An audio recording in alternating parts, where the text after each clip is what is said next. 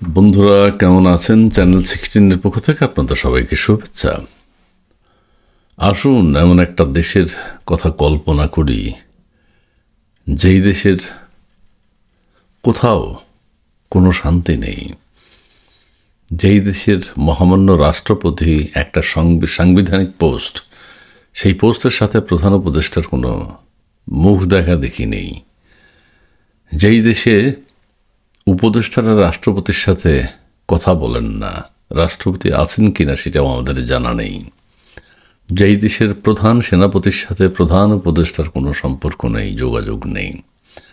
যেই দেশের বর্ডারে কোনো শান্তি নেই, যেই দেশের বন্দরে কোনো শান্তি নেই, যেই দেশের দ্বীপে কোনো শান্তি নেই, এরকম একটা দেশ, যেই দেশের সচিবালয়ে শৃঙ্খলা নেই, শৃঙ্খলা ধরে রাখতে পারছে না, যেই দেশের সিটি কর্পোরেশনের কোনো শৃঙ্খলা নেই, শৃঙ্খলা ধরে রাখতে পারছে না, যেই দেশের পুলিশ প্রশাসনের কোনো শান্তি নেই, ডিসিপ্লিন নেই, যেই দেশে আইন শৃঙ্খলার কোনো উন্নতি নেই, যেই দেশে কোর্টে কাচারিতে কোনো শৃঙ্খলা নেই, যেই দেশের মাঠে ময়দানে রাজনীতিতে কোনো শান্তি নেই, স্বপ্ন নেই, ভবিষ্যৎ নেই, যেই দেশের প্রধান উপদেষ্টা রাজনৈতিক দলগুলোর সাথে কি কথা বলেন, কেন বলেন, তার কোনো বিউটি নেই, যেই দেশের নির্বাচনের কোনো নিশ্চয়তা নেই, যেই দেশের উপদেষ্টারা এক একজন এক এক রকম কথা বলছেন, যেই দেশে সাংবাদিকদের কোনো নিরাপত্তা নেই, যেই দেশে সাংবাদিকরা কথা বলতে পারে না, যেই দেশে মাজারে বাজারে শান্তি নেই, যেই দেশের শিক্ষা প্রতিষ্ঠানে কোনো শান্তি নেই, শৃঙ্খলা নেই, যেই দেশের ছাত্রছাত্রীরা পড়াশোনা করে না, তাদেরকে কোনো নির্দেশনাও দেওয়া হয় না, যেই দেশের প্রধান উপদেষ্টা দেশ বিক্রির চেষ্টা করেন, যেই দেশের প্রধান উপদেষ্টা যিনি ক্ষমতায় আছেন তিনি বিভিন্ন রকম নাটক তৈরি করেন, যেই দেশের প্রধান উপদেষ্টা নিজের ব্যবসা বাণিজ্য গুছিয়ে নেন, সেই রকম একটা দেশের কথা কল্পনা করুন, যেই দেশের প্রেস সচিব নানান সময় নানান কথা বলে থাকেন, যেই দেশের উপদেষ্টা সেন্ট মার্টিনে যাওয়াটা নিষিদ্ধ করেন, যেই দেশের উপদেষ্টারা স্বরাষ্ট্র উপদেষ্টার কথাবার্তার মধ্যে কোনো শৃঙ্খলা নেই, যেই দেশের মানুষের ঘরে ঘরে অশান্তি বিরাজ করছে, যেই দেশে মানুষ নিরাপত্তাহীনতায় ভুগছে, যেই দেশে মব ভায়োলেন্সের নামে যেখানে সেখানে আঘাত করা হচ্ছে, যাকে তাকে হত্যা করা হচ্ছে, শৃঙ্খলা নেই, আইনের কোনো তোয়াক্কা করছে না কেউ, যেই দেশে সবাই আইন নিজের হাতে তুলে নিচ্ছে, যেই দেশে পুলিশের হাত থেকে আসামি ছিনিয়ে নেয়, যেই দেশে পুলিশের সামনে আসামির উপর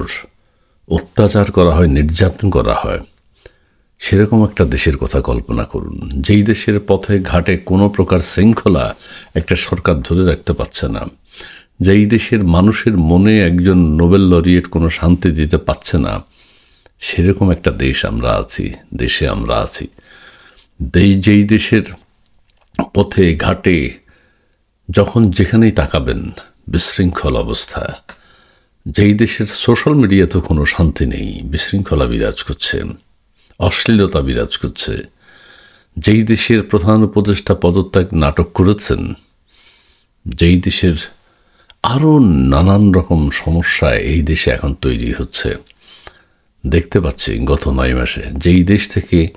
90,000 কোটি টাকা রাজনৈতিক দলের নেতাদের কথা মতো পাচার হয়ে গেছে, যেই দেশে অর্থনীতির কোনো নিরাপত্তা নেই, সেরকম একটা দেশে আমরা বসবাস করছি। এই যে নেই নেই নেই নেই নেইয়ের মধ্যে কোনো কিছুতে কোনো প্রকার শৃঙ্খলা নেই, কোনো প্রকার শান্তি নেই, কোনো প্রকার সৌন্দর্য নেই, মানুষকে যে পরিবর্তন করবে, মানুষকে যে মোটিভেট করবে, সেরকম কোনো কথা আমরা প্রধান উপদেষ্টার বক্তব্য থেকে শুনতে পাই না। যেই দেশের প্রধান উপদেষ্টা নিজের নদী বন্দরকে লিজ দিয়ে দেন, যেই দেশের প্রধান উপদেষ্টা নিজের একটা লাভজনক বন্দরকে অন্য দেশের কাছে লিজ দিতে চান, যেই দেশের প্রায় 17 জন উপদেষ্টা বিদেশি নাগরিক, যেই দেশে একটা প্রবাসী সরকার রাষ্ট্র পরিচালনা করছে, সেই দেশে শান্তি প্রত্যাশা করা